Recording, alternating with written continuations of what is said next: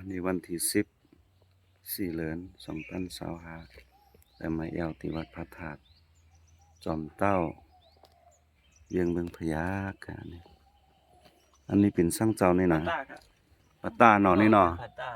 อันนี้เป็นเริ่มมันน่ะเป็นปาต้าแบบเป็นฉบับเดิมมันเจ้านี่ต้องไปนี่หันดีกว่า สังเกตกันมันเดียวเนาะนั่นอันนี้เป็นปาต้าขนาดนี่หันห้อยอยู่ไปใต้นะหันห้อยไปใต้ในหัน มันตั้งกันที่อยู่นะครับมันตั้งของเฮ็ดซุ่มน้อยอยู่ตั้งนานเลยครับขายใหญ่มากครับเฮ็ดซุ้มน้อยไว้เนาะโหน้อยพอเป็นพอเทวดาเลยถ้าเป็นศาลาเลยมันนอนชื่อว่าเอาเฮ็ดเอาอยู่ไปเป็นนอกนะเอาไปนอกในแคมป์เนาะแต่อันนี้มันหันเนาะเอามาตั้งอันนี้งามแต่เนาะ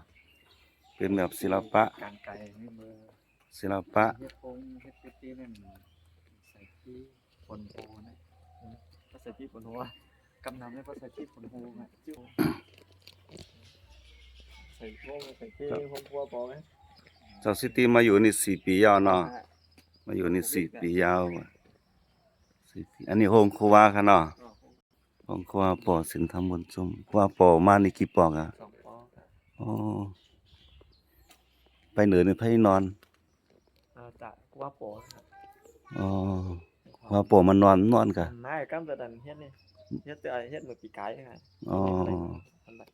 ยังมาแต่เนาะมาแต่ตั้งแต่เฮ็ดอันนี้ครัวยังมาแต่ลอยๆหน่อยมาอยู่เนาะดันส่งค่าได้มากเลยเฮ็ดพร้อมดีผมทำมาเลยรีบไปเลยใช่อันนี้พระธาตุอันนี้เฮ็ดมากี่ปอกอันเนี่ยน่าจะประมาณ3 ผู้ให้3 ปอกครับก่อขึ้นนะเนาะกวัก2ขึ้นก่อขึ้นตามประวัตินี่อัน17 ศอก17 ศอกว่าอันแดงๆมันอันสูงเก่าเลย17 ศอกแล้วก่อนคนนี่ค่ะ17 ศอกใส่ดิน17 ศอกเนี่ยนะตั้งนี่นี่เจ้าแม่กะเจ้าแม่อันรักษาวัดแน่เนาะใช่ครับเจ้าแม่ชื่อสังค่ะเจ้าแม่อย่างเนาะนางค่ำกับเจ้าแม่นางจอมแจ้งนางค่ำนางจอมแจงแม่นี่เป็นนางค่ำนางจอมแจ้งเป็นมี2เนาะมี2นางเนาะมีนางค่ำนี่ที่เป็นแม่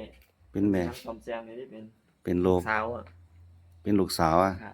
แต่แม่นี่หันตาเนี่ยก็ลูกสาวนี่หาเด้งกันน่ะเป็นพี่ก่อนเฒ่าได้หันตาเฒ่าได้หันตาเนาะตามัน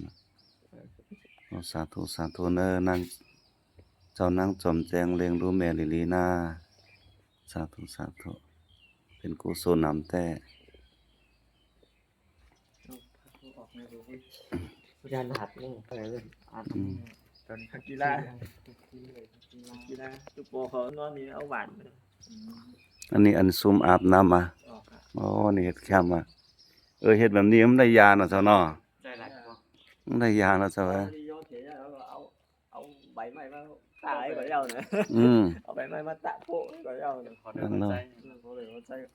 แล้วก็เฮ็ดตีย่างทั้งไรเนาะ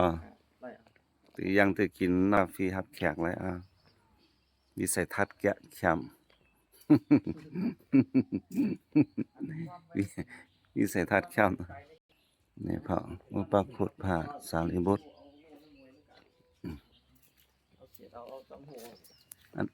แดนว่าจอมโหนี่เนาะกว้างแต่เจ้ามันมีอยู่21 เอกะนี่เฮ็ดอันตังหน่อยโลซุ่นได้รอบ